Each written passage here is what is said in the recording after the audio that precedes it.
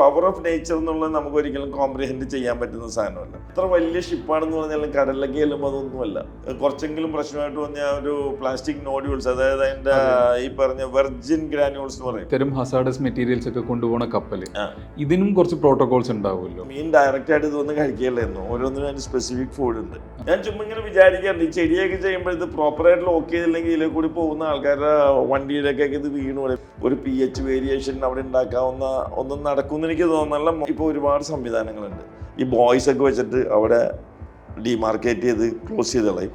എന്നിട്ട് അവിടുന്ന് സ്പോഞ്ച് പോലുള്ള ബോയ്സ് വെച്ചിട്ട് ഈ സാധനങ്ങൾ ഓയിൽ അബ്സോർബ് ചെയ്തെടുക്കും. ഇവിടെ കുവൈറ്റ് വാറുണ്ടായിരുന്നപ്പോഴും കുവൈറ്റ് വാറിനായപ്പോൾ ഒരുപാട് ടാർ ബാൾസ് നമ്മുടെ കടപ്പുറത്തേക്ക് അടിഞ്ഞായത്. ഇപ്പോൾ തന്നെ ഫിഷർമെൻ ആക്ച്വലി പല സ്റ്റോളും കാലിയാണ്. കടലിലൊരു ഫിഷ് മോർട്ടാലിറ്റി നമ്മൾ എക്സ്പീരിയൻസ് ചെയ്യേണ്ടതാണ്.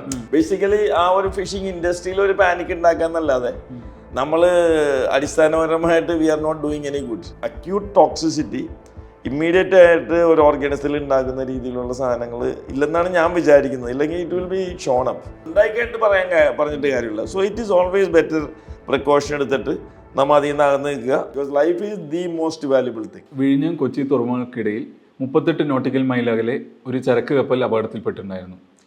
MSC എൽസ 3 എന്ന ചരക്ക് കപ്പലാണ് അപകടത്തിൽപ്പെട്ടത്. അപകടത്തിൽപ്പെട്ട ചരക്ക് കപ്പലിൽ 640 കണ്ടെയ്നറുകളിൽ ഹസാർഡസ് മെറ്റീരിയൽ എന്ന് കണക്കാക്കുന്ന കാൽഷ്യം കാർബൈഡ്, കൂടാതെ ഡീസൽ, ഫർണസ് ഓയിൽ, അങ്ങനെ കുറച്ച് ഹസാർഡസ് ആയിട്ടുള്ള മെറ്റീരിയൽസ് ഉണ്ടെന്നാണ് പറയപ്പെടുന്നത്. അപ്പോൾ ഇതിൻ്റെ ലീക്കേജും അതിൻ്റെ പ്രശ്നങ്ങളും ഇത് കാരണം ഉണ്ടാവുന്ന ഈ മറൈൻ ലൈഫിനൊക്കെ വരുന്ന പ്രശ്നങ്ങളെപ്പറ്റി സംസാരിക്കാൻ ഇന്ന് നമ്മളോടൊപ്പം കുസാറ്റിലെ മുൻ സീനിയർ പ്രൊഫസറും മാത്രമല്ല സ്കൂൾ ഓഫ് മറൈൻ സയൻസസിൻ്റെ മുൻ ഡയറക്ടറും ആയിട്ടുള്ള പ്രൊഫസർ മുഹമ്മദ് ഹത്തയാണ് നമ്മളോടൊപ്പം ഉള്ളത്. Welcome sir.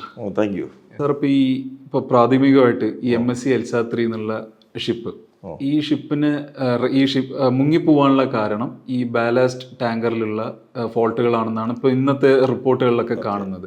അപ്പോൾ എന്താണ് ഈ ഒരു ബാലാസ്റ്റ് ടാങ്ക്? അതിൽ എന്ത് തരത്തിലുള്ള ഫോൾട്ടുകളായിരിക്കും വന്നിട്ടുണ്ടാവുക? ഓക്കെ, ആക്ച്വലി ബാലാസ്റ്റ് വാട്ടർ എന്ന് പറഞ്ഞ ഒരു ഷിപ്പിൻ്റെ ബാലൻസ് മെയിൻറ്റെയിൻ ചെയ്യാനായിട്ട് അതിൻ്റെ ബോട്ടം റീജിയനിൽ നമ്മൾ നിൽക്കുന്ന ഈ ഷിപ്പിൻ്റെ സർഫേസിനല്ലാതെ അടിയിൽ വലിയൊരു ടാങ്ക് ഉണ്ട്. ആ ടാങ്കിൽ വെള്ളം മെയിൻറ്റെയിൻ ചെയ്തിട്ടാണ് ഷിപ്പിൻ്റെ ബാലൻസ് മെയിൻറ്റെയിൻ ചെയ്യുന്നത്. അതിപ്പോൾ ഓയിലൊക്കെ ചെയ്യുമ്പോൾ എന്നു വെച്ചാൽ ഓയിൽ പമ്പിങ് ചെയ്യുമ്പോൾ ബലാസ്റ്റ് വാട്ടർ പുറത്തേക്ക് റിലീസ് ചെയ്യും. അപ്പോൾ സാധാരണ ബലാസ്റ്റ് വാട്ടർ ആയിട്ടുള്ളൊരു ഇഷ്യൂ എന്ന് പറഞ്ഞു കഴിഞ്ഞാൽ ബലാസ്റ്റ് വാട്ടർ മുഖേന ഇപ്പോൾ നിങ്ങളിപ്പോൾ ബൊളീവിയയിലോ ഇല്ലെങ്കിൽ ലാറ്റിൻ അമേരിക്കയിലോ പോയിട്ടാണ് നിങ്ങൾ ഓയിൽ എടുക്കണമെങ്കിൽ, ഇപ്പോൾ വെനിസ്വേലയിൽ നിന്ന് ഓയിൽ എടുക്കുകയാണെങ്കിൽ ഓയിൽ നിങ്ങൾ പമ്പിങ് ചെയ്യുമ്പോൾ ബലാസ്റ്റ് വാട്ടർ അവിടെ റിലീസ് ചെയ്യും. അല്ലെങ്കിൽ നിങ്ങൾ അവിടെ വേറൊരു സ്ഥലത്ത് പോയിട്ട് നിങ്ങൾ റിലീസ് ചെയ്യണം ഓയിലെങ്കിൽ അവിടെ നിന്ന് ബലാസ്റ്റ് വാട്ടർ കയറ്റും. അപ്പോൾ കൊച്ചിയിൽ വന്നിട്ട് റിലീസ് ചെയ്യണമെങ്കിൽ അവിടെ നിന്നുള്ള ഓർഗാനിസംസ് ഇവിടെ വരാൻ ചാൻസ് ഉണ്ട് ഈ ബലാസ്റ്റ് വാട്ടറിൽ കൂടി. അതുപോലെ ഇവിടെ നിന്നുള്ള വേറെ സ്ഥലത്ത് പോകാൻ സാധ്യതയുണ്ട്. അതിന് ഇൻവേസീവ് സ്പീഷീസ് എന്ന് പറയും. ഒരു സ്ഥലത്തുള്ള വേറെ സ്ഥലത്ത് ചെന്ന് പെടുക. അപ്പോൾ സ്വാഭാവികമായിട്ടും ഇപ്പോൾ അതിൻ്റെ അകത്തൊക്കെ കൺട്രോൾ വന്നിട്ടുണ്ട്. ബലാസ്റ്റ് വാട്ടർ ട്രീറ്റ് ചെയ്ത് തന്നെ റിലീസ് ചെയ്യാൻ പാടുള്ളൂ. ഇതുപോലത്തെ ഇൻവേസീവ്സ് ചില സ്ഥലങ്ങളിൽ അത് വലിയ ഹാസാർഡായിട്ട് ബയോളജിക്കൽ ഹാസാർഡായിട്ട് മാറാറുണ്ട്. അപ്പോൾ ഈ ബലാസ്റ്റ് വാട്ടർ ടാങ്ക് ഒരു വളരെ ക്രിട്ടിക്കലായിട്ടുള്ള ഒരു സാധനമാണ്. അതിന് വരാവുന്ന പോസിബിലിറ്റി എന്ന് വെച്ച് കഴിഞ്ഞാൽ ലീക്കേജോ അതിൻ്റെ അകത്തുള്ള വാട്ടർ ലോസോ അങ്ങനെ എന്തെങ്കിലും വന്നിട്ട് ഒരു ഇംബാലൻസ് വരാനായിരിക്കാം സാധ്യത. Exactly I don't know what is, but actual purpose of ballast water എന്ന് പറഞ്ഞത് ഷിപ്പിൻ്റെ ബാലൻസ് മെയിൻറ്റെയിൻ ചെയ്യാനായിട്ട്, ഷിപ്പിൻ്റെ ലോഡിനനുസരിച്ച് അത് കൂട്ടുകയും കുറയ്ക്കുകയും ചെയ്തിട്ട് ഷിപ്പ് സ്റ്റഡിയാക്കി കൊണ്ടുപോകാനുള്ള ഒരു സംവിധാനമാണ് ഈ ബലാസ്റ്റിങ്. ബലാസ്റ്റിങ് ഈസ് ബേസിക്കലി ബാലൻസിങ് തന്നെയാണ്. അപ്പോൾ ബാലൻസിങ്ങിൽ വന്നേക്കണ ഒരു എററായിരിക്കാം. ഷിപ്പ് ചിലപ്പോൾ ബലാസ്റ്റ് ടാങ്ക് ലീക്കാണോ അതല്ല വേറെ എന്തെങ്കിലും സ്ട്രക്ചറൽ ഡീഫോമിറ്റി ആണോ എന്നുള്ളതിനെ കുറിച്ചുള്ള കറക്റ്റ് ആസ്പെക്ട്സ് എനിക്ക് അറിയാൻ പാടില്ല. This is the very purpose of ballast water. അതെ, ഇത് ആക്ച്വലി പ്രാഥമിക നിഗമനം മാത്രമാണ്.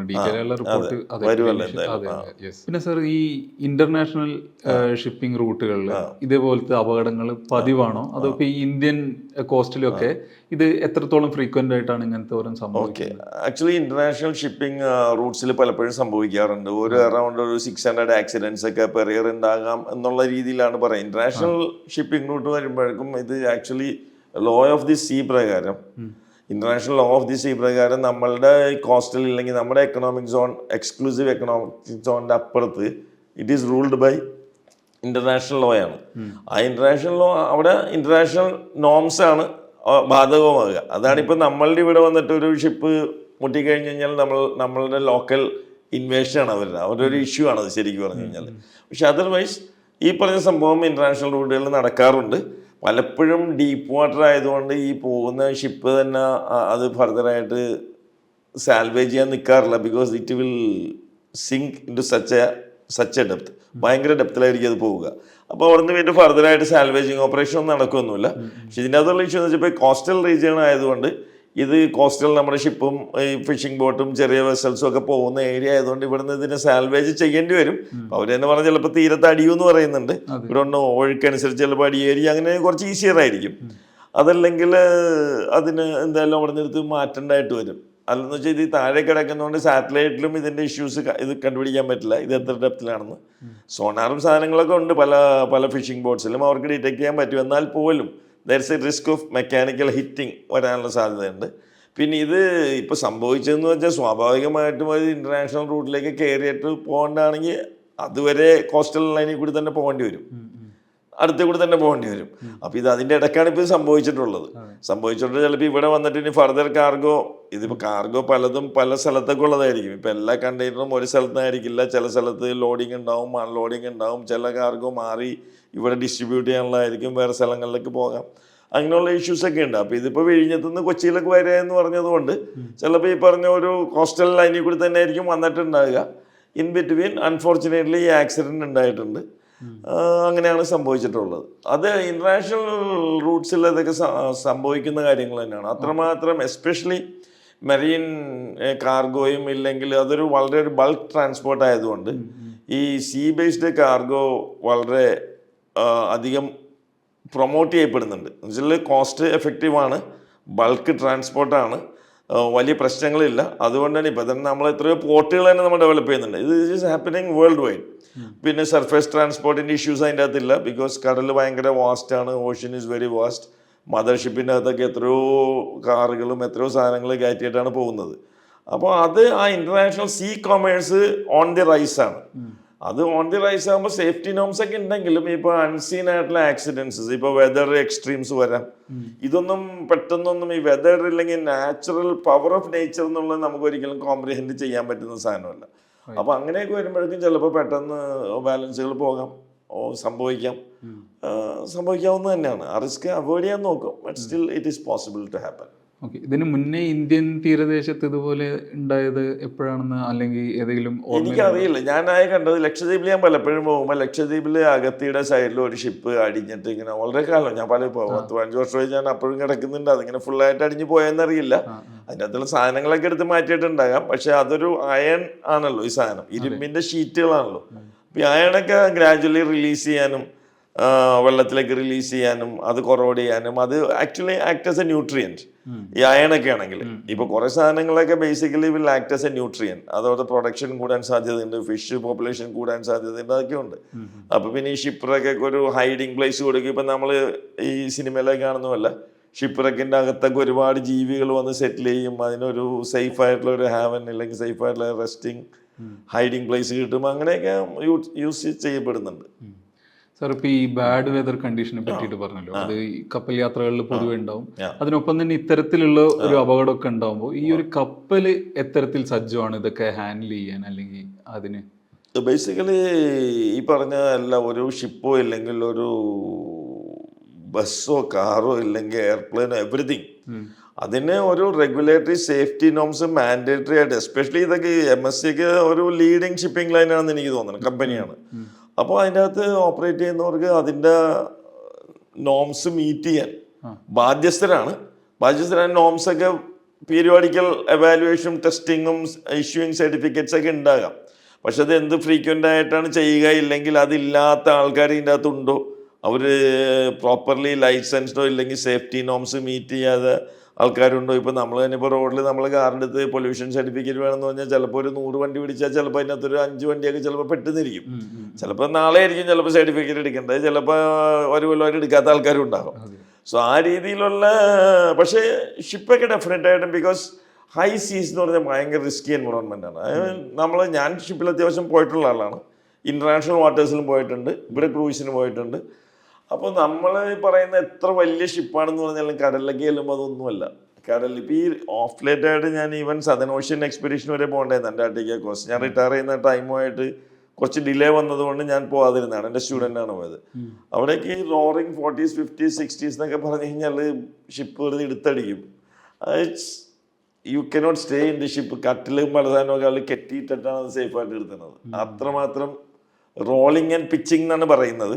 റോളിംഗ് എന്ന് പറഞ്ഞു കഴിഞ്ഞാൽ സൈഡ് വൈസ് ആയിട്ടുള്ള മൂവ്മെന്റിനാണ് നമ്മൾ റോളിംഗ് എന്ന് പറഞ്ഞത്. മറ്റേത് പിച്ചിങ്, ഇങ്ങനെ അടിക്കും. വേവ് ഇങ്ങനെ സ്വെൽ ഓഫ് ദി സീ എന്ന് പറയും. ഇങ്ങനെ ഓളം കാണണല്ലേ, ആ ഓളത്തിൽ ഇങ്ങനെ ഇട്ട് അടിക്കും ഷിപ്പ്. അത് പിച്ചിങ് എന്ന് പറയുന്നത്. അപ്പൊ അതിനൊക്കെ വിസ്റ്റാൻഡ് ചെയ്യാനും എല്ലാ കണ്ടീഷൻസും അതിൻ്റെ സ്ട്രെങ്ത്തും എല്ലാം നോക്കിയിട്ട് തന്നെ ആയിരിക്കുള്ളൂ ഇഷ്യൂ ചെയ്യുന്നത്. പിന്നെ എന്തെങ്കിലും ലെറ്റപ്സ് ഉണ്ടായിരുന്നോ നമുക്കറിയില്ല. അതിപ്പോൾ ആ പ്രോപ്പർ ഇൻസ്പെക്ഷനിൽ കൂടി മാത്രമേ നമുക്ക് അറിയാൻ പറ്റുള്ളൂ. സർ, ഈ പ്രോട്ടോക്കോളൊക്കെ അനുസരിച്ചിട്ട് ഇങ്ങനെ ഒരു അപകടം ഉണ്ടാകുമ്പോൾ ഇതിൻ്റെ ഈ കാര്യങ്ങളൊക്കെ നിയന്ത്രണത്തിൽ കൊണ്ടുവരാൻ അല്ലെങ്കിൽ ഇത് വീക്ഷിക്കാനും ആ കാര്യങ്ങളൊക്കെ ഒന്ന് കൺട്രോൾ ചെയ്യാൻ ഇതിൻ്റെ ഒരു ഫസ്റ്റ് അല്ലെങ്കിൽ ഒരു ഇമ്മീഡിയറ്റ് റെസ്പോൺസിബിലിറ്റി ഏത് ഏജൻസിക്കാണ്? മറൈൻ സ്റ്റുവാർഡ്ഷിപ്പ് കൗൺസിൽ എന്ന് പറഞ്ഞൊരു സാധനമുണ്ട്. അത് വളരെ പ്രധാനപ്പെട്ട ഒരു സംഭവമാണ്. ഇന്റർനാഷണൽ ആയിട്ട് തന്നെ ഈ കാര്യങ്ങളിൽ ഇൻവോൾവ് ചെയ്യും ദി മറൈൻ സ്റ്റുവാർഡ്ഷിപ്പ് കൗൺസിൽ. പിന്നെ ഇപ്പോൾ ഇന്ത്യയിലാണെങ്കിൽ ഇൻകോയ്സ് ആണ് ഒരു മേജർ ഏജൻസിയാണ്. Indian national centre for ocean information system, INCOIS already ഇത് പല സ്റ്റേറ്റ്മെന്റ്സും ഇഷ്യൂ ചെയ്തിട്ടുണ്ട്. വളരെ ക്രെഡിബിൾ ആയിട്ടുള്ളതായിരിക്കും അവരുടേത്. അതുപോലെ നേവൽ, ഈ പറഞ്ഞ കോസ്റ്റ് ഗാർഡ്, ഇപ്പോൾ കോസ്റ്റൽ ഇതിലാണെങ്കിൽ കോസ്റ്റ് ഗാർഡ് വരാം.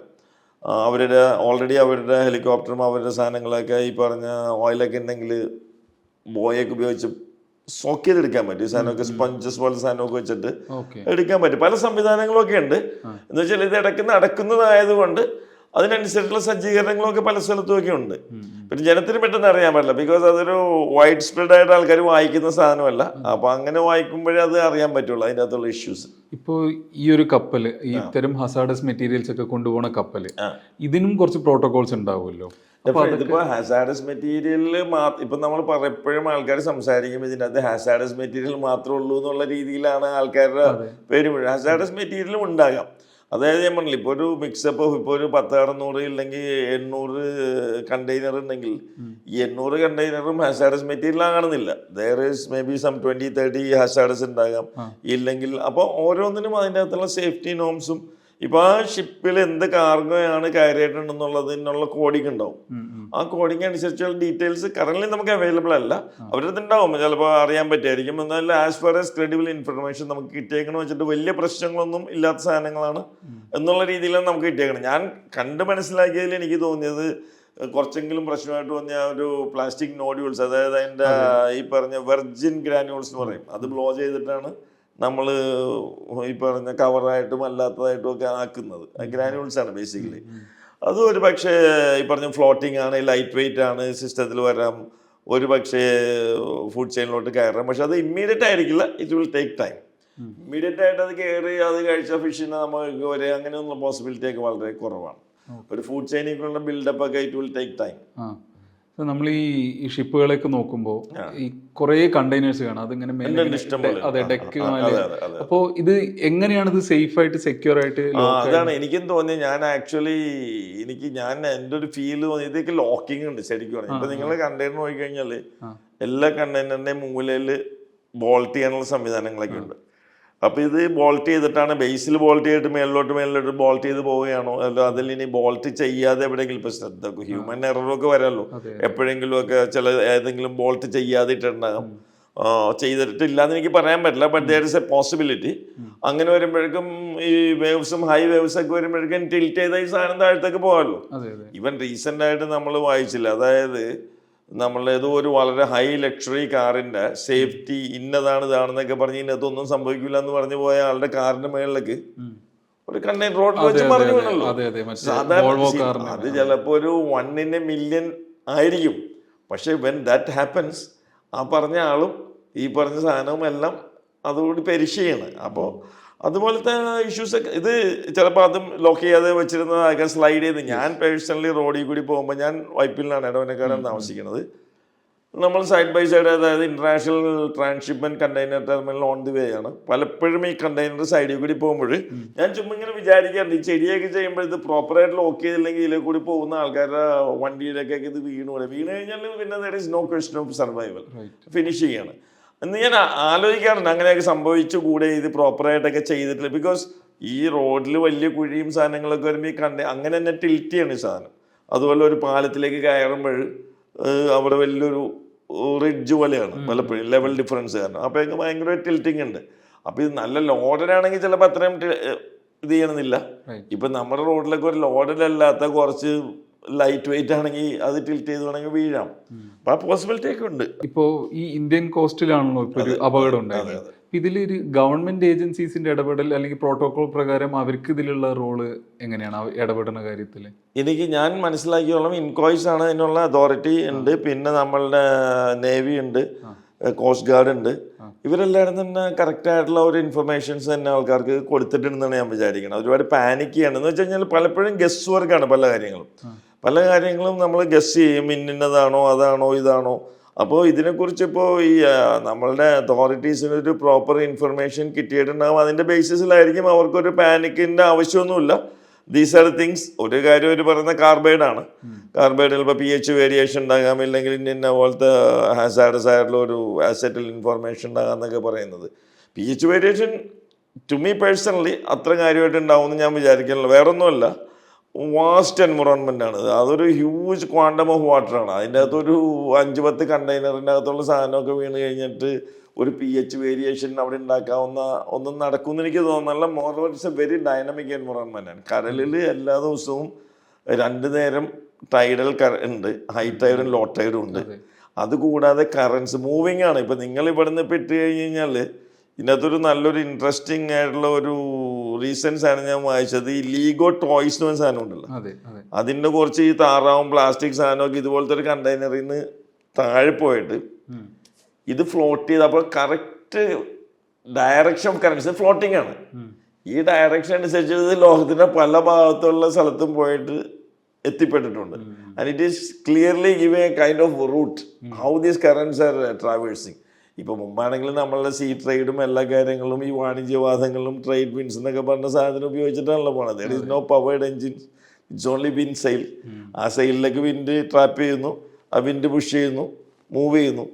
അപ്പോൾ വളരെ ഡൈനാമിക് എൻവിറോൺമെൻ്റ് ആയതുകൊണ്ട് തന്നെ ഒരു സെർട്ടൺ ലെവൽ ഓഫ് കോൺസെൻട്രേഷനൊക്കെ അത് ഭയങ്കരമായിട്ട് ഡൈല്യൂട്ട് ചെയ്ത് പോകപ്പെടും. എഫക്റ്റീവായിട്ട് വരാൻ പറ്റുന്ന സാധനങ്ങൾ ഡെഫിനറ്റായിട്ടും ഓയിൽ തന്നെയാണ്. ബട്ട് ഓയിൽസിലേക്ക് കാര്യമായിട്ട് എത്തിയ ഓയിൽ എന്ന് വെച്ചാൽ 2 ഫ്രാക്ഷൻ, ലൈറ്റർ ഫ്രാക്ഷൻ ഫ്ലോട്ട് ചെയ്യും, ഡെൻസ് ഫ്രാക്ഷൻ താഴേക്ക് സിങ്ക് ചെയ്യും. അപ്പോൾ ഈ താഴേക്ക് സിങ്ക് ചെയ്യണമെങ്കിലും അത് താഴെയുള്ള ജീവികളുടെ മേളിൽ വന്നൊരു കട്ടൻ പോലെ അത് വീഴാനും അതിനെ സ്മോദർ ചെയ്യാനും അങ്ങനെ കില്ല് ചെയ്യാനുള്ള പോസിബിലിറ്റി ഉണ്ട്. ലൈറ്റർ ഫ്രാക്ഷൻ ഇതുപോലെ ഒരുപാട് പ്രോസസ്സസ് എയർ സീ ഇൻ്ററാക്ഷനാണ്. അപ്പോൾ ഈ എയറിൻ്റെ മിക്സിങ് അതിനെയൊക്കെ കട്ടാകും, ഇല്ലെങ്കിൽ ഓക്സിജൻ ഇങ്ങോട്ടേക്ക് വരാത്ത സിറ്റുവേഷൻ സ്പ്രെഡ് ചെയ്ത്. അപ്പോൾ അതൊക്കെ ചെയ്യാൻ ഇപ്പോൾ ഒരുപാട് സംവിധാനങ്ങളുണ്ട്. ഈ ബോയ്സൊക്കെ വെച്ചിട്ട് അവിടെ ഡിമാർക്കേറ്റ് ചെയ്ത് ക്ലോസ് ചെയ്ത് കളയും. എന്നിട്ട് അവിടുന്ന് സ്പോഞ്ച് പോലുള്ള ബോയ്സ് വെച്ചിട്ട് ഈ സാധനങ്ങൾ ഓയിൽ അബ്സോർബ് ചെയ്തെടുക്കും, then remove to another container. പിന്നെ അതുകൂടാതെ ബയോ റെമഡിയേഷൻ എന്നൊക്കെ പറഞ്ഞ പല പ്രോസസ്സും ഉണ്ട്. ഒരു ജയൻറ്റ് ഓയിൽ സൂപ്പർ ബഗ് എന്ന് പറഞ്ഞാൽ സൂപ്പർ ഓയിൽ ഈറ്റിംഗ് ബാക്ടീരിയ എന്ന് പറഞ്ഞ സാധനത്തിനെ കണ്ടുപിടിച്ചിട്ടുണ്ട്. ഇല്ലെങ്കിൽ ഓയിൽ ഈറ്റിംഗ് ബാക്ടീരിയനെയൊക്കെ സ്പ്രേ ചെയ്തിട്ട് they will start consuming it very easily. And ആ പ്രോസസ്സിന് ബയോ റെമഡിയേഷൻ എന്നാണ് പറയുന്നത്. അപ്പം അങ്ങനെയുള്ള ഒരുപാട് പ്രോസസ്സസും ഇപ്പം എന്ന് വെച്ചാൽ നമ്മൾ ആൻറ്റിസിപ്പേറ്റ് ചെയ്യുന്നുണ്ടല്ലോ ഇങ്ങനെയൊക്കെയുള്ള കുറേ സാധനങ്ങളൊക്കെ പോകുമ്പോൾ പിന്നെ സിറ്റുവേഷൻസ് വരുമ്പോൾ അതുപോലെ മാസ് മോർട്ടാലിറ്റി ഉണ്ടാകുമ്പോൾ അപ്പോൾ നമ്മൾ എങ്ങനെ കൗണ്ടർ ചെയ്യാം എന്നുള്ള രീതിയിൽ ഒരുപാട് ടെക്നിക്സൊക്കെ ബിൽഡ് ചെയ്തിട്ടുണ്ട്. ഒരുപാട് ഏജൻസീസ് അവർ വളരെ സേഫായിട്ട് കൊണ്ടുപോകാനുള്ള എല്ലാ ശ്രമങ്ങളും നടത്തും ഡെഫിനറ്റായിട്ടും. അതിൽ ഇൻ്റർനാഷണൽ ഏജൻസീസും ഹെൽപ്പ് ഉണ്ടാവും തന്നെ ഞാൻ വിചാരിക്കുന്നത്. റൈറ്റ് സാർ, ഇപ്പോൾ ഈ സ്പില്ലേജിൻ്റെ കാര്യം, ഇപ്പോൾ ഓയിൽ സ്പില്ലേജ് മാത്രമല്ല, ഇപ്പോൾ കാൽഷ്യം കാർബൈഡ് പോലുള്ള കെമിക്കൽസും, അപ്പോൾ ഇത് കാരണം ഈ മറൈൻ ലൈഫിനും മാത്രമല്ല ഈ കോസ്റ്റൽ പോപ്പുലേഷനൊക്കെ ഉണ്ടാവാൻ സാധ്യതയുള്ള ത്രെട്ടുകൾ എന്തൊക്കെയാണ്? അല്ലെ, ഓയിലിൽ ഡെഫിനറ്റായിട്ടും നമ്മൾ ഈ മറീൻ പൊല്യൂഷനുമായിട്ട് ബന്ധപ്പെട്ട് നമ്മൾ നോക്കുമ്പോൾ ഇമ്പാക്റ്റ് വൈസ് ഇപ്പം നമ്മൾ കാണുമ്പോൾ ഓയിൽ അത്ര വലിയൊരു പ്രശ്നമല്ലെങ്കിലും ഇപ്പം ഇതിൻ്റെ അകത്ത് ഒരുപാട് ഓയിലൊന്നും ആയക്കൂടി ഒരു 40 tons of oil, then around 600 something furnace oil, the other one some light grade oil, അങ്ങനെ ഒന്നുമാണ് ഇതിൻ്റെ അകത്തുള്ളത്. അതല്ലാതെ പലപ്പോഴും ഒരുപാട് ഓയിൽ വെൽസ് ശരിക്കും പറഞ്ഞാൽ ഓഫ് ഷോറാണ്, റിഗും സാധനങ്ങളൊക്കെ. അപ്പോൾ ഓയിൽ പ്ലൂംസൊക്കെ അവിടെ നിന്നൊക്കെ സ്ലിക്ക് വന്നു കഴിഞ്ഞാൽ it is spreading to a large, because അത് ഹ്യൂജ് ആയിട്ടുള്ള ഒരു സപ്ലൈ ഇങ്ങനെ വന്നുകൊണ്ടേയിരിക്കുകയാണ്. ആ പ്ലൂം ഒന്നും ജനറേറ്റ് ചെയ്തുകൊണ്ടേ ഇരിക്കുകയാണ്, മനസ്സിലായില്ലേ? അല്ലെങ്കിൽ ലാർജ് ഷിപ്സ് ഓയിൽ കണ്ടെയ്നേഴ്സ്, ഇപ്പോൾ എക്സോൺ വാൽഡസ് ആണെന്ന് പറഞ്ഞാൽ അതിൻ്റെ അകത്ത് ഏറ്റവും കൂടുതലായിട്ട് ഉണ്ടായിട്ട് ലീക്ക് ചെയ്യുന്ന അവസാനം. അപ്പോൾ അതിനകത്ത് വരാവുന്ന ഒരു ഇഷ്യൂ എന്ന് പറഞ്ഞാൽ ഓയിൽ ബേസിക്കലി രണ്ട് രീതിയിൽ ഞാൻ ഈ പറഞ്ഞ ഫ്ലോട്ട് ചെയ്തിട്ടും പ്രശ്നങ്ങൾ ഉണ്ടാക്കാം. ഡെൻസർ ഫ്രാക്ഷൻ ഉണ്ടെങ്കിൽ താഴത്ത് സെറ്റിൽ ചെയ്ത് കഴിഞ്ഞാൽ, ഇപ്പോൾ നമ്മൾ ഇവിടെ കുവൈറ്റ് വാറുണ്ടായിരുന്നപ്പോഴും, കുവൈറ്റ് വാറിനായപ്പോൾ ഒരുപാട് ടാർ ബോൾസ് നമ്മുടെ കടപ്പുറത്തേക്ക് അടിഞ്ഞായിരുന്നു. അതായത് സിങ്ക് ചെയ്തിട്ട് ഈ പറഞ്ഞ താഴത്ത് വെറുതെ കിടക്കുകയല്ല, താഴത്ത് പ്രോസസ്സും കറൻസും എല്ലാം ഉണ്ട്. അപ്പോൾ അത് വീണ്ടും ചെറിയ ചെറിയ ബോൾസ് ആയിട്ടൊക്കെ മാറി പിന്നെ അത് ഗ്രാജുവലി നമ്മുടെ തീരത്ത് വന്ന് അടിയണം. തീരത്ത് വന്ന് അടിഞ്ഞിട്ട് ഞാൻ തന്നെ ആ ടാർ ബോൾസ് എടുത്ത് എൻ്റെ ഒരു ഫ്രണ്ട് റിസർച്ച് ചെയ്യുന്നവൻ, അവൻ ഓയിൽ ഡീഗ്രേഡിങ് ബാക്ടീരിയൽ റിസർച്ച് ചെയ്യുന്നത്. Is now settled in UK. അതായിരുന്നു പുള്ളിയുടെ PhD. ഞാനാണ് പുള്ളിക്ക് ഈ സോഴ്സ് ഓഫ് ദി ബാക്ടീരിയം എന്നുള്ള രീതിയിൽ ഓയിൽ ടാർ ബോൾസ് നമ്മുടെ ഇടവനക്കാട് കടപ്പുറത്തുനിന്ന് ഞാൻ കൊണ്ടുപോയി കൊടുത്തിട്ടുണ്ട്. അപ്പോൾ ഈ പറഞ്ഞ ഒരു ലാർജർ റിലീസ് ഓഫ് ഓയിൽ ഇല്ലാത്തത് കൊണ്ട് ഐ തിങ്ക് മാനേജബിൾ ലെവലിലുള്ള സാധനങ്ങളേ ഉള്ളൂ. ആ സാധനങ്ങൾ ഇപ്പോൾ ഗൾഫ് വാറൊക്കെ നടക്കുമ്പോന്ന് വെച്ച് കഴിഞ്ഞാൽ എണ്ണപ്പാടങ്ങൾ പുറത്തുള്ളത് അങ്ങനെ തന്നെ ബോംബ് ചെയ്തിട്ട് ഇത് ചെയ്യണം. സോ ദി മാസീവായിട്ടുള്ള സ്പില്ലേജ് ആണ്, ഒരു മാസീവായിട്ടുള്ള റിലീസാണ്. ആ രീതിയിലുള്ള റിലീസൊന്നും ഇല്ലാത്തതുകൊണ്ട് കാര്യമായിട്ടൊരു ത്രെറ്റ് ഉണ്ടാവുമെന്ന് ഞാൻ വിചാരിക്കുന്നില്ല.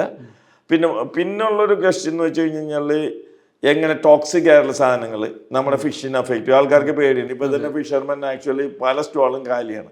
വാസ്തവം പറഞ്ഞാൽ അത്ര പെട്ടെന്നൊന്നും ഈ സാധനം ഫുഡ് ചെയിനിൽ കൂടി ബിൽഡപ്പായി നമ്മൾക്ക് ഹാംഫുൾ ആയ രീതിയിൽ ഉണ്ടാക്കാവുന്ന രീതിയിലുള്ള ഒരു ദാറ്റ് ഇസ് എ പ്രോസസ്. അതായത് ഇപ്പോൾ മീൻ ഡയറക്റ്റ് ആയിട്ട് ഇതൊന്നും കഴിക്കുകയല്ലായിരുന്നു, ഓരോന്നിനും അതിന് സ്പെസിഫിക് ഫുഡ് ഉണ്ട്. അപ്പോൾ ഈ ഓയിൽ ഇല്ലെങ്കിൽ ഒരു ടോക്സിക് ആയിട്ടുള്ള സാധനം ആദ്യം അതിനെടുക്കുന്ന ഒരു ചെറിയ ജീവിയിലേക്ക് കയറുന്നു, പിന്നെ നെക്സ്റ്റ് ലെവലിലുള്ളതിലേക്ക് പോകുന്നു, പിന്നെ ചെറിയ ഫിഷിലേക്ക് പോകുന്നു, പിന്നെ വലിയ ഫിഷിലേക്ക് പോകുന്നു, അതിൽ നിന്ന് നമ്മൾ കഴിക്കുന്നു. അപ്പോൾ ഈ ഒരു ഫുഡ് ചെയിനിൽ കൂടിയാണ് ട്രോഫിക് ലെവലിൽ കൂടി അത് ബിൽഡപ്പ് ചെയ്യുന്നത്. അതിനുള്ള സമയമൊന്നുമല്ല. It will take quite some time if at all anything is there. മനസ്സിലായില്ലേ? അപ്പോൾ അതല്ലാത്ത ഇപ്പം ഇമ്മീഡിയറ്റ് ടോക്സിക് ഞാൻ പറഞ്ഞുതരാം. ഇപ്പം നമ്മളുടെ ഇവിടെ ഏലൂര് അല്ലെങ്കിൽ ഭാഗത്ത് ചിലപ്പോൾ ഫിഷ് കിൽ ഉണ്ടാകുന്നുണ്ട്. പെട്ടെന്ന് നമ്മൾ പറയുന്ന ടോക്സിക് ആയിട്ടുള്ള സാധനം ഫാക്ടറിയിൽ നിന്ന് റിലീസ് ചെയ്യാൻ ഇമ്മീഡിയറ്റ് ആണത്. അത് ഇമ്മീഡിയറ്റ് അത് തന്നെ എത്തും. ഇപ്പം നമ്മൾ പറയുന്ന രീതിയിലുള്ള ടോക്സിക്കൻ്റ് ഈ രീതിയിൽ കടലിലുണ്ടെങ്കിൽ കടലിലൊരു ഫിഷ് മോർട്ടാലിറ്റി നമ്മൾ എക്സ്പീരിയൻസ് ചെയ്യേണ്ടതാണ്, സ്വാഭാവികമായിട്ട് കാണേണ്ടതാണ്. If that kind of a toxic material is there, fish is already there. Fish എന്തായാലും കടൽ വെള്ളത്തിൽ മീനുണ്ടെന്നുള്ള കാര്യം നമുക്കറിയാമല്ലോ, മീൻ അത്രയും പിടിച്ചോണ്ടിരല്ലേ. അപ്പോൾ സ്വാഭാവികമായിട്ടും ആ രീതിയിൽ ഉള്ള ഒരു ടോക്സിക്കൻ്റ് ഇമ്മീഡിയറ്റ് ടോക്സിസിറ്റി കോസ് ചെയ്യുന്ന സാധനങ്ങൾ ഇല്ലെങ്കിൽ കില്ല് ചെയ്യാവുന്ന രീതിയിലുള്ള ടോക്സിസിറ്റി അവിടെ ഉണ്ടെന്ന് ഞാൻ വിചാരിക്കുന്നില്ല. ഇല്ലെങ്കിൽ അത് റിഫ്ലക്റ്റ് ചെയ്ത് തന്നെ. പിന്നെ ഉള്ളതെന്ന് വെച്ച് കഴിഞ്ഞാൽ ഇതിൻ്റെ ഇപ്പം ഒരു സാധനം ഇപ്പം നിങ്ങൾ ഒരു പറമ്പിൽ കൊണ്ട് ഒരു വളം ഇട്ട് കഴിഞ്ഞാൽ അത് ഡീഗ്രേഡ് ചെയ്ത് പലതായിട്ട് മാറുകയാണ്. ഇല്ലെങ്കിൽ ഒരു സാധനം ചത്ത് കിടക്കുന്നത് കുറച്ച് കഴിയുമ്പോൾ ഒന്നും അല്ലാതായി മാറിപ്പോവുകയാണ്. അപ്പോൾ ആ ഒരു ഡീഗ്രേഡേഷൻ പ്രോസസ്, ഇപ്പം നിങ്ങൾ വീണു എന്ന് പറയുന്ന ഒരു കെമിക്കൽ, അത് it will undergo biogeo chemical cycling അല്ലെങ്കിൽ degradation.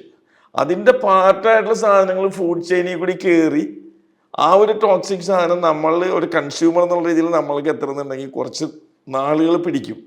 It will not happen immediately. അപ്പം നമ്മൾ പെട്ടെന്ന് ഇവിടെ ഫുഡ് അല്ലെങ്കിൽ ഫിഷ് സ്റ്റോപ്പ് ചെയ്തുകൊണ്ട് ഈറ്റിംഗ് സ്റ്റോപ്പ് ചെയ്ത് നമ്മൾ ബേസിക്കലി ആ ഒരു ഫിഷിംഗ് ഇൻഡസ്ട്രിയിൽ ഒരു പാനിക് ഉണ്ടാക്കാന്നല്ലാതെ നമ്മൾ അടിസ്ഥാനപരമായിട്ട് we are not doing any good എന്ന് വെച്ചാൽ ആ രീതിയിലുള്ള ഒരു ടോക്സിൻ അപ്പോഴേക്കും നമ്മൾ റീച്ച് ചെയ്യില്ല. ഇമ്മീഡിയറ്റ് ടോക്സിക് സാധനം ഉണ്ടെങ്കിൽ അതിൻ്റെ എഫക്റ്റ് അപ്പോൾ തന്നെ അവിടെ കാണാം. ഇപ്പം ഞാൻ പറഞ്ഞത് ഈ ഓയിൽ എന്ന് പറയുന്ന സാധനം ഇപ്പോൾ ഫ്ലോട്ടിംഗ് ഓയിൽ ഹെവി ആയിട്ടുണ്ടെങ്കിൽ സ്വാഭാവികമായിട്ട് സീ ബേഡ്സും മറ്റു സാധനങ്ങളൊക്കെ അപ്പം തന്നെ അതിൽ പെട്ട് ട്രാപ്പായിട്ട് പറക്കാൻ പറ്റാതെ അത് ചാകാൻ തുടങ്ങും. അത്തരം ബേഡ്സൊക്കെ വരുന്ന സ്ഥലത്താണെങ്കിൽ, മനസ്സിലായില്ലേ? അതല്ലാത്ത രീതിയിലുള്ള സംഭവങ്ങൾ ഇറ്റ്സ് ജസ്റ്റ് റൂമർ. നമ്മൾ അങ്ങനെയൊക്കെ ആണെന്ന് ഗസ് ചെയ്യുന്നതാണ്. That is we have to study and say. Sir, പക്ഷെ ഈ പറഞ്ഞ പോലെ ഉടൻ തന്നെ ഒരു അപകടം ഉണ്ടാവില്ലെങ്കിലും ഗ്രാജുവലി ഈ പറഞ്ഞ പോലെ ഫുഡ് ചെയിൻ്റെ നമ്മൾ കൺസ്യൂം ചെയ്യുന്ന മീനിലേക്ക് ഇത് എത്തിയിട്ട് പിന്നീട് ഒരു അപകടം ഉണ്ടാവാനുള്ള സാധ്യത ഇല്ല. അത് സ്വാഭാവികമായിട്ടും നമുക്ക് അറിയേണ്ടതെന്ന് ഇതിനകത്ത് ഏറ്റവും സോർട്ട് ആഫ്റ്റർ ഇൻഫർമേഷൻ എന്ന് വെച്ച് കഴിഞ്ഞാൽ കണ്ടെയ്നറിലുള്ള ഓരോ കാർഗോയും എന്താണ് എന്നുള്ളതാണ്. അതിപ്പോൾ അതോറിറ്റീസിനെ അത് അറിയാൻ പറ്റുള്ളൂ എന്താണെന്നുള്ളത്. അവരറിയേണ്ടതാണ്, അവരത് പബ്ലിക്കുമായിട്ട് ഷെയർ ചെയ്യേണ്ടതുമാണ്. അപ്പോൾ അതിൻ്റെ അകത്ത് ഇപ്പോൾ സപ്പോസ് ഒരു സയൻറ്റിസ്റ്റ് അല്ലെങ്കിൽ ബയോളജിക്കൽ ഓഷ്യനോഗ്രാഫറിന് അറിയാം ഇന്ന സാധനങ്ങൾ മെറീൻ ഇക്കോസിസ്റ്റത്തിൽ ഇന്ന ഇഷ്യൂസ് ഉണ്ടാക്കാം. അപ്പോൾ ഇന്ന സാധനം ഇന്ന പോലെ റിലീസ് ചെയ്യപ്പെട്ടിട്ടുണ്ട്, so that might get into the chain. അപ്പോൾ അങ്ങനെയാണെങ്കിൽ സ്റ്റഡീസ് ഇനിഷ്യേറ്റ് ചെയ്യേണ്ടി വരും. Studies initiate NIO is a very competent authority. National institute of oceanography വളരെ കോമ്പീറ്റന്റ് അതോറിറ്റിയാണ്. CMLR is a very competent authority, centre for marine living resources and ecology. ഇല്ലെങ്കിൽ CMFRA is a very competent authority, CIFT is very competent. ഇവരൊക്കെ എന്ന് വെച്ചാൽ നല്ല research capability ഉള്ള ആൾക്കാരാണ്, excellent ആണ്. ഇന്റർനാഷണൽ ലെവലിൽ തന്നെ റെപ്യൂട്ടഡ് ആണ്. So they will envisage such threats ഉണ്ടെങ്കിൽ അവരത് സിസ്റ്റമാറ്റിക് ആയിട്ടല്ല. നമുക്ക് ഒറ്റ ദിവസം കൊണ്ട് ഇപ്പോൾ എൻ്റെ അടുത്ത് ഇന്നിപ്പോൾ പറയാൻ പറ്റുമെന്ന് ചോദിച്ചു കഴിഞ്ഞാൽ, ഇന്നിപ്പോൾ പറയാൻ പറ്റുകയെന്ന് വെച്ചാൽ ബേസിക്കലി വേണമെങ്കിൽ നിങ്ങൾക്ക് അവിടെ നിന്ന് കുറച്ച് ഫിഷ് എന്തെങ്കിലും ഡെഡ് സ്പെസിമെൻസ് കിട്ടുകയാണെന്നുണ്ടെങ്കിൽ നോക്കിയിട്ട് എന്തെങ്കിലും സിഗ്നേച്ചേഴ്സ് ഓഫ് കെമിക്കൽ പൊല്യൂട്ടൻ ഉണ്ടോ ഇല്ലെന്ന് ഒരു പക്ഷേ പറയാൻ പറ്റിയേക്കും. പക്ഷെ ആ രീതിയിലുള്ള മോർട്ടാലിറ്റി ഇതുവരെ നമ്മൾ ഈ പറഞ്ഞ ഒരു സ്ഥലത്തും കണ്ടിട്ടില്ല. ഈ കണ്ടെയ്നർ പൊട്ടി തകർന്ന് അടിഞ്ഞ സ്ഥലങ്ങളിലും നമ്മൾ കണ്ടിട്ടില്ല, ആ ഷോറിലും കണ്ടിട്ടില്ല, കോസ്റ്റൽ ഓഷ്യനിലും കണ്ടിട്ടില്ല. അപ്പോൾ ദാറ്റ് ഇംപ്ലൈസ് അവിടെ അതുപോലത്തെ ഒരു അക്യൂട്ട് ടോക്സിസിറ്റി ഇമ്മീഡിയറ്റ് ആയിട്ട് ഒരു ഓർഗാനിസത്തിൽ ഉണ്ടാകുന്ന രീതിയിലുള്ള സാധനങ്ങൾ ഇല്ലെന്നാണ് ഞാൻ വിചാരിക്കുന്നത്. ഇല്ലെങ്കിൽ it will be shown up. Right. അപ്പോൾ നേരത്തെ പറഞ്ഞതിൽ ഈ കോസ്റ്റൽ ഇപ്പൊ തീരദേശത്ത് താമസിക്കുന്നവരെ ഇതിപ്പോ എങ്ങനെയായിരിക്കും തീരദേശ ആൾക്കാർ ഡെഫിനറ്റായിട്ടും കുറച്ച് കെയർഫുൾ ആയിരിക്കണം, നല്ലതാണ്. എന്ന് വെച്ചാൽ നമുക്ക് അറിയില്ലല്ലോ ഈ സാധനം. ഇപ്പം ഈ എക്സാക്ട്ലി നമ്മൾക്ക് ഇത് അപ്പോൾ അതിന് ഇപ്പം തന്നെ എനിക്ക് തോന്നുന്നു ഫിഷറീസ് ഡിപ്പാർട്ട്മെന്റ്, സ്റ്റേറ്റ് ഗവൺമെന്റ് ആണെങ്കിലും സെൻട്രൽ ഗവൺമെന്റ് ആണെങ്കിലും ഒക്കെ അവരുടെ ആക്ഷൻ പ്ലാൻ ഇനീഷ്യേറ്റ് ചെയ്തിട്ടുണ്ട്. They are asking people not to touch it, not to go nearby. എന്ന് വെച്ചാൽ നമുക്ക് അറിയില്ല. അപ്പോൾ അത് ഇൻസ്പെക്ട് ചെയ്ത് നോക്കിയിട്ട് റിമൂവ് ചെയ്യാനും ഉള്ള സ്റ്റെപ്പുകൾ എടുക്കാനേ പറ്റുള്ളൂ. But definitely people should be vigilant ആയിരിക്കണം. വെച്ചാൽ വേറൊന്നുമല്ല, നമുക്ക് അറിയില്ലല്ലോ. നമുക്ക് അറിയാത്തൊരു സാധനത്തിൻ്റെ അകത്തോട് നമ്മൾ നടന്ന് കയറുകയോ എടുത്ത് കയ്യിലിട്ട് പരിശോധിക്കുകയോ ഒക്കെ ചെയ്ത് കഴിഞ്ഞാൽ നമുക്ക് എന്തെങ്കിലും പ്രശ്നം ഉണ്ടായിക്കായിട്ട് പറഞ്ഞിട്ട് കാര്യമില്ല. So it is always better precaution എടുത്തിട്ട് നമ്മൾ അതിൽ നിന്ന് അകന്ന് നിൽക്കുക. നമ്മൾ ഈ പറഞ്ഞ രീതിയിൽ ഗവൺമെൻറ് അതോറിറ്റീസ് പറയുന്നത് എന്താണോ അത് ശ്രദ്ധിക്കുക. ഒത്തൻറ്റിക് ആയിട്ടുള്ള ഈ പാനിക്ക് ക്രിയേറ്റ് ചെയ്യുന്നതും സെൻസേഷണലൈസ് ചെയ്യുന്ന ന്യൂസിൽ നിന്ന് കഴിയുന്നതും വിട്ട് നിൽക്കുന്നതായിരിക്കും നല്ലത്. നോക്കിയിട്ട് അത് റെലവൻ്റ് ആയിട്ടുള്ള കാര്യങ്ങൾ മനസ്സിലാക്കിയിട്ട് അതിനനുസരിച്ച് റെസ്പോൺസിബിൾ ബിഹേവിയർ കാണിച്ചു കഴിഞ്ഞാൽ ഇതൊക്കെ മാനേജ് ചെയ്യാവുന്നതേ ഉള്ളൂ. എന്നാൽ ഇതൊക്കെ നടക്കാമല്ലോ, കാര്യങ്ങളൊക്കെ ക്യാൻ ഹാപ്പൻ. അതെ അതെ. അപ്പോൾ ഈ സാർ പറഞ്ഞ പോലെ ഈ ഇൻഫർമേഷൻ എല്ലാവിടേക്കും എത്തിയിട്ടുണ്ട്. ഞാൻ കണ്ടെടുത്തോളം, അതായത് ഈ കണ്ടെയ്നറുകൾക്ക് അരികിലേക്കൊന്നും പോകരുത്, കണ്ടാൽ ഉടനെ തന്നെ അതോറിറ്റീസിനെ ഇൻഫോം ചെയ്യണം, ഒരു കാരണവശാലും പോവുക, തുറക്കുക, എടുക്കുക, ഇങ്ങനെയുള്ള കാര്യങ്ങൾക്കൊന്നും ശ്രമിക്കരുതെന്ന്. കേരളത്തിന്റെ പല ഭാഗത്ത് ഇത് അടിഞ്ഞിട്ടുണ്ട്. പക്ഷേ ഈ വീഡിയോസിലൊക്കെ ഇപ്പോൾ സോഷ്യൽ മീഡിയയിലൊക്കെ പല വീഡിയോസും വൈറലാണ്. അപ്പൊ ഈ വീഡിയോയിലൊക്കെ കാണുന്ന ആൾക്കാർക്ക് ഭയങ്കര ക്യൂരിയോസിറ്റി, അത് കാണുമ്പോൾ ഒരു ജനം ഇങ്ങനെ. അതെ അതെ. അപ്പൊ അവർ പലരും പറയുന്നത് ഇതിൽ ചിലപ്പോൾ വില കൂടിയ വസ്ത്രങ്ങൾ, അങ്ങനെയുള്ള ഡെലിവറി സാധനങ്ങൾ ഇതൊക്കെ ഉണ്ടാവും, അതൊക്കെ കയ്യിൽ വെച്ചാൽ ആരെങ്കിലും അറിയിക്കേണ്ടതുണ്ടോ, അങ്ങനെയൊക്കെ രീതിയിലാണ്. അപ്പൊ ഇതിന്റെ അടുത്തേക്ക് പോവാതിരിക്കുക എന്നുള്ളത് എത്രത്തോളം ഇമ്പോർട്ടന്റ് ആണെന്നുള്ളതാണ്. So I think it is very important. അതായത് ഇതിൻ്റെ അകത്ത് ഇതിപ്പോൾ നമ്മളൊരു നാച്ചുറൽ ആയിട്ടുള്ളൊരു ഹ്യൂമൻ ക്യൂരിയോസിറ്റിയാണ് ഇതിൻ്റെ അകത്ത്. നല്ലതുണ്ടാകാൻ ചീത്തതുണ്ടാകാം. നല്ലതുണ്ടെങ്കിൽ ചിലപ്പോൾ എന്തുകൊണ്ട് നമുക്കൊന്ന് അത് ഉപയോഗിച്ചുകൂടാ, ഇല്ലെങ്കിൽ നമുക്ക് നാച്ചുറൽ ഹ്യൂമൻ ടെൻഡൻസി ഓർ ക്യൂരിയോസിറ്റിയാണ്. പക്ഷേ I think it is very risky.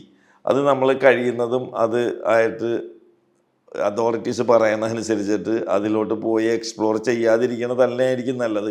ഞാൻ പറഞ്ഞിട്ട് ഇനിയിപ്പോൾ ചെയ്തു ഒരാൾ അല്ലെങ്കിൽ ഒരു ഗ്രൂപ്പ് ഓഫ് ആൾക്കാർ പോയി എന്തെങ്കിലും ചെയ്തിട്ട് അതിൽ നിന്ന് എന്തെങ്കിലും ഒരു നെഗറ്റീവ് ഉണ്ടായി കഴിഞ്ഞാൽ then that will be A very serious thing. മനസ്സിലായില്ലേ? അതേസമയം നമ്മളിപ്പോൾ റെസ്ട്രെയിൻ ചെയ്തു, നമ്മളൊന്നുമില്ല, അതോറിറ്റീസ് വരുന്നു, പ്രോപ്പറായിട്ട് ഇൻസ്പെക്ട് ചെയ്യുന്നു, ആ സാധനങ്ങൾ റിമൂവ് ചെയ്യാനുള്ള സ്റ്റെപ്സ് എടുക്കുന്നു, അതിനെല്ലാം റെഗുലേറ്ററി കൺട്രോളുണ്ട്, അതോറിറ്റീസ് ഉണ്ട്, അതനുസരിച്ച് പ്രോപ്പറായിട്ട് അത് അങ്ങോട്ട് മൂവ് ചെയ്ത് മാറ്റിക്കഴിഞ്ഞാൽ നമ്മൾ സേഫാണ്. അതേസമയം മറ്റത് നമുക്കറിയില്ലാത്തൊരു സാധനത്തിൻ്റെ അകത്തോട്ട് നമ്മൾ ഇൻവേഡ് ചെയ്യാതിരിക്കൽ തന്നെയാണ് ഒരു ബുദ്ധി വിവേകം എന്നാണ് എനിക്ക് തോന്നുന്നത്. ഈ ഒരു ഇൻസിഡന്റിൽ നിന്ന് നമുക്ക് ഉൾക്കൊള്ളാൻ കഴിയുന്ന പാഠങ്ങൾ എന്തൊക്കെയാണെന്നുള്ളതാണ് മറ്റൊരു ചോദ്യം. അതായത് ഇപ്പോൾ ഒരു ഗവൺമെന്റ് ഏജൻസീസ് അല്ലെങ്കിൽ ഇതുമായിട്ട് ബന്ധപ്പെട്ട് പ്രവർത്തിക്കുന്ന ഏജൻസീസിനൊക്കെ ഈ ഒരു വിഷയത്തെ മുൻനിർത്തിക്കൊണ്ട് അവരുടെ പോളിസീസിലോ അങ്ങനെ എന്തെങ്കിലും കാര്യത്തിൽ എന്തെങ്കിലും മാറ്റം വരുത്തേണ്ടതുണ്ടോ? അല്ലെങ്കിൽ കോമൺ മാൻ ഇപ്പൊ നമ്മൾ എപ്പോഴെങ്കിലൊക്കെ കേൾക്കുന്ന ഒരു ന്യൂസാണ്. അപ്പൊ അത്തരത്തിൽ നോക്കുമ്പോൾ നമ്മൾ ഇതിന്ന് ഉൾക്കൊള്ളേണ്ട പാഠങ്ങൾ അല്ലെങ്കിൽ എന്തെങ്കിലും പ്രിക്കോഷണറി മെഷേഴ്സ് എന്തെങ്കിലും എടുക്കേണ്ടതുണ്ടോ? അതിലെനിക്ക് തോന്നുന്നത് ഫസ്റ്റ് ഓഫ് ഓൾ നമുക്ക് ഐഡന്റിഫൈ ചെയ്യേണ്ടത് what has caused the tilting, ഇല്ലെങ്കിൽ എന്താണ് ഇതിങ്ങനെ മറിഞ്ഞ് പോകാനുള്ള കാരണം. അതിപ്പോൾ ബലാസ്റ്റ് വാട്ടർ ടാങ്ക് ലീക്കേജ് ആണോ, ഇല്ലെങ്കിൽ ബലാസ്റ്റ് വാട്ടർ ടാങ്കിൻ്റെ എഞ്ചിനീയറിംഗ് പ്രോപ്പർ അല്ലാത്തതാണോ, എന്താണ് എപ്പോഴും നമ്മൾ എന്തൊരു പ്രോബ്ലം സോൾവിങ്ങിലും ആദ്യം പ്രോബ്ലം ഐഡൻറ്റിഫൈ ചെയ്യൽ തന്നെയാണ് പലപ്പോഴും ഫസ്റ്റ് റീസൺ. പക്ഷെ നമ്മൾ പ്രോബ്ലം ഐഡൻറ്റിഫൈങ്ങിൽ പലപ്പോഴും പോകാറില്ല. പക്ഷെ ഇപ്പോൾ പ്രോബ്ലം നമ്മൾ ഐഡൻറ്റിഫൈ ചെയ്ത് കഴിഞ്ഞാൽ നമ്മൾ അതിനനുസരിച്ചുള്ള റെഗുലേറ്ററി കൺട്രോൾസ്, ഇൻസ്പെക്ഷൻസ് എല്ലാം നമ്മൾ കൊണ്ടുവരും, കുറേ കൂടി സ്ട്രിഞ്ചൻ്റ് ആക്കും. അതായത് നമുക്ക് ചെയ്യാൻ പറ്റുള്ളൂ. പക്ഷെ അവിടെയും എല്ലാവരും എല്ലാ സമയത്തും ചെയ്യണമെന്നില്ല. പക്ഷെ പലപ്പോഴും നമ്മൾ സ്ട്രിഞ്ചൻ്റ് ആക്കുന്നത് മുഖേന പല കാര്യങ്ങളും പോസിറ്റീവായിട്ട് നടക്കുന്നുണ്ട്. ഈ ലെറ്റപ്പ് വരുന്നത് ഇപ്പോൾ നമ്മൾ തന്നെ ഇപ്പോൾ നമ്മളിവിടെ ഈ ഇടയ്ക്ക് ആക്സിഡൻ്റ് ഉണ്ടായില്ല, ഈ ബോട്ടിൽ പോയിട്ട് പിള്ളേർ സ്കൂൾ കുട്ടികൾ കായലിൽ മുങ്ങി മരിച്ചു പോയിട്ടുണ്ട്. ഇല്ലെങ്കിൽ അല്ലാത്ത ഫോർട്ട് കൊച്ചി സൈഡിലുള്ള ബോട്ട് മുങ്ങിയിട്ട് മരിച്ചിട്ടുണ്ട്. നമ്മൾ പറയും ലൈഫ് ജാക്കറ്റ് ഇട്ടിട്ട് ഇറങ്ങാൻ പറ്റുള്ളൂ എന്ന് പറയും. എല്ലാ ഇതും നമ്മൾ കുറച്ച് നാളത് ചെയ്യും. കുറച്ച് നാൾ കഴിയുമ്പോൾ നമ്മളതേ സമയം ഈ പറഞ്ഞ ലൈഫ് ജാക്കറ്റ് നമ്മൾ തന്നെ വേണ്ടാന്ന് പറയും. പിന്നെ ഒരു ആക്സിഡൻറ്റ് ഉണ്ടാകും ഇതുപോലെ എന്തെങ്കിലും, ഇല്ലെങ്കിൽ 50 പേര് കയറിനോടത്ത് സ്ട്രിക്റ്റ് റെഗുലേഷൻ വരുമ്പോൾ 50 പേര് കയറും. അത് പിന്നെ കുറച്ച് ലൂസായിട്ട് 60ഉം 70ഉം ആവും. ആക്സിഡൻറ്റ് ഉണ്ടാകുമ്പോൾ നമ്മളിത് മൊത്തം സാധനം തള്ളി പറയും. ആ സാധനത്തിൻ്റെ അത് നമ്മൾ ആസ് എ പീപ്പിൾ നമ്മൾ പൊതുവെ ഒരു റെസ്പോൺസിബിൾ ബിഹേവിയർ കുറഞ്ഞ ആൾക്കാരാണെന്നാണ് എനിക്ക് ഫീൽ ചെയ്യുള്ളത്. പക്ഷേ പുറത്താണെങ്കിൽ ഇപ്പം നമ്മൾ പോയി കഴിഞ്ഞ് കഴിഞ്ഞാൽ ഇന്നിന്ന സാധനങ്ങൾ സെറ്റ് ചെയ്തിട്ട് നമുക്ക് അതിൻ്റെ അകത്തോട്ട് കയറാൻ പറ്റുള്ളൂ. ആ സേഫ്റ്റി ലൈഫിന് ഭയങ്കര വാല്യൂ ആണ്. ലൈഫ് സേഫ് ആക്കാനുള്ള എല്ലാ കാര്യങ്ങളും ചെയ്തിട്ട് ആ ഒരു സാധനത്തിൻ്റെ അകത്തോട്ട് അവർ ഒരു അഡ്വഞ്ചർ ആണെങ്കിലും ഒരു എൻജോയ്മെൻറ്റിനുള്ള ഒരു സെറ്റപ്പ് ആണെങ്കിലും അതിൻ്റെ അകത്ത് അവർ കയറണം എന്നുണ്ടെങ്കിൽ അത് ആൾക്കാരോട് പറയാതെ തന്നെ അവരുടെ മൈൻഡ് സെറ്റ് അങ്ങനെയാണ്, അവരത് ചെയ്തോളും. പക്ഷെ നമ്മളുടെ ഇവിടെ നമ്മൾ പറഞ്ഞാലും ഇനീഷ്യലി കുറച്ച് നാൾ സ്റ്റിക്ക് ഓൺ ചെയ്യും. പിന്നെ അതിനകത്തൊരു കുറച്ചൊരു ലൂസായിരിക്കും ആ കൺട്രോള്. പിന്നെ we will wait for another incident or disaster. അപ്പോഴാണ് നമ്മൾ പിന്നെയും അതിൻ്റെ അകത്തോട്ട് വിജിലൻ്റ് ആകാൻ തുടങ്ങുന്നത്. അത് നമ്മളുടെ ഒരു as A people or as A society നമ്മൾ ഇമ്പ്രൂവ് ചെയ്യേണ്ട ഒരു മെയിൻ ഏരിയ എന്നാണ് ഞാൻ വിചാരിക്കുന്നത്. Because life is the most valuable thing. അതിന് നമ്മളുടെ നാട്ടിൽ ആ ഒരു വാല്യൂ ഇപ്പം നമുക്ക് റോട്ടിൽ തന്നെ കാണല്ലോ. എന്തൊക്കെ സാധനങ്ങൾ എഴുതി വെച്ച് കഴിഞ്ഞാലും ഹെൽമെറ്റ് ധരിക്കണം എന്ന് പറഞ്ഞാലും സീറ്റ് ബെൽറ്റ് ഇടണം എന്ന് പറഞ്ഞാലും എന്തൊക്കെ കാര്യങ്ങൾ നമ്മളുടെ ലൈഫ് സേവ് ചെയ്യാനായിട്ട് തന്നെ ഒരു റെഗുലേഷൻ ആണെങ്കിൽ പോലും നമ്മളത് എന്തുമാത്രം സ്റ്റിക്ക് ഓൺ ചെയ്യണമെന്നുണ്ടെന്നുള്ളത് ഒരു കംപ്ലീറ്റ് അല്ല. So that happens. അപ്പോൾ ഇതിൻ്റെ അകത്ത് ഇപ്പം ഈ ഇഷ്യൂ ഈ ഹസാഡിൻ്റെ ഇല്ലെങ്കിൽ ഇങ്ങനത്തെ ഒരു ഡിസാസ്റ്ററിൻ്റെ പാർട്ടായിട്ട് ഇത് ഡിസാസ്റ്റർ കോസ് ചെയ്തിട്ടുള്ളത് എന്താണ്, അതിൻ്റെ റീസൺസ് എന്താണ്, റീസൺസ് നമുക്ക് സോൾവബിൾ ചെയ്യാവുന്നതാണെങ്കിൽ അതിനുള്ള റെഗുലേറ്ററി മെഷേഴ്സ് ഡെഫിനറ്റായിട്ടും വരും, കണ്ടുപിടിക്കും. അത് എന്തെങ്കിലും റെഗുലേറ്ററി നോംസ് മീറ്റ് ചെയ്യാത്തതുകൊണ്ടാണ് സംഭവിച്ചതെന്നുണ്ടെങ്കിൽ അതിനുള്ള പെനാൽറ്റി ഉണ്ടാവും, ഉറപ്പായിട്ടുണ്ടാവും. പിന്നെ ജനം എങ്ങനെ റെസ്പോണ്ട് ചെയ്യണം എന്നുള്ള ഗൈഡ് ലൈൻസ് വരും. ഇങ്ങനത്തെ ഒരു കോസ്റ്റൽ എൻവറോൺമെൻറ്റിൽ ഇങ്ങനത്തെ ഒരു ഡിസാസ്റ്റർ ഉണ്ടായി കഴിഞ്ഞാൽ ഹൗ പീപ്പിൾ ഷുഡ് ബിഹേവ് എന്നുള്ള രീതിയിലുള്ള ഗൈഡ് ലൈൻസ് ഡെഫിനറ്റായിട്ടും വരും. അതനുസരിച്ച് നമ്മളവിടെ പോയി കഴിഞ്ഞാൽ നമുക്ക് എന്തായാലും നമ്മളൊരു കോസ്റ്റൽ പോപ്പുലേഷൻ ആയതുകൊണ്ട് ഇതൊക്കെ ആൻറ്റിസിപ്പേറ്റ് ചെയ്യാവുന്നതാണ് in future also. So that is what my feel. ഇപ്പൊ ഈ ഇങ്ങനൊരു ഇഷ്യൂ ഉണ്ടായ സാഹചര്യത്തിലും മാത്രമല്ല ഇപ്പോൾ വിഴിഞ്ഞം പോർട്ട് ഇതുപോലെ ഇനിയും കപ്പലുകൾ നിറയെ വരും. അതെ, അപ്പോൾ ഇങ്ങനെ ഇത്തരത്തിലൊരു അപകടമോ അല്ലെങ്കിൽ ഇങ്ങനത്തെ ഒരു എമർജൻസി, ഒരു കോസ്റ്റൽ എമർജൻസി ഒക്കെ ഉണ്ടാകുമ്പോൾ കേരളത്തിന് സ്വന്തമായിട്ടൊരു സംവിധാനം ഇതിനെ ടാക്കിൾ ചെയ്യാനോ അല്ലെങ്കിൽ ഫേസ് ചെയ്യാനോ ഹാൻഡിൽ ചെയ്യാനോ വേണം എന്നുള്ളൊരു തരത്തിലൊരു അഭിപ്രായം വരുന്നുണ്ട്. അതിനെപ്പറ്റി സാർ എങ്ങനെയാണ്? ഗവൺമെന്റ് എന്തായാലും അത് ആ രീതിയിൽ തന്നെ ആയിരിക്കും ഗവൺമെന്റ് ചിന്തിക്കുക. ഗവൺമെന്റിനെ സംബന്ധിച്ചിടത്തോളം ഇവിടുത്തെ ജനങ്ങളുടെ സേഫ്റ്റി വളരെ ഇമ്പോർട്ടൻ്റ് തന്നെയാണ്. Government is basically for the people by the people ആണ്. അപ്പം അതുകൊണ്ട് അവർ ഇങ്ങനത്തെ ഒരു ഹാസാർഡ് ഉണ്ടാകുകയാണെങ്കിൽ ഓരോന്നും ഓരോ സാധനം എമർജ് ചെയ്യുന്നതനുസരിച്ചിട്ടാണല്ലോ നമ്മൾ അതിന് ഒരു റെസ്പോൺസ് ടീം ഉണ്ടാക്കുകയും റെസ്പോൺസ് നമ്മൾ ഡെവലപ്പ് ചെയ്യുകയും ചെയ്യുന്നത്. അപ്പോൾ ആ രീതിയിൽ അത് വരാൻ സാധ്യതയുണ്ട്. അവർ അത് ചെയ്യുകയും ചെയ്യും. അത് വളരെ ഇമ്പോർട്ടൻ്റ് ആണ്. I mean government will definitely have plans to do that എന്ന് തന്നെയാണ് എൻ്റെ വിശ്വാസം.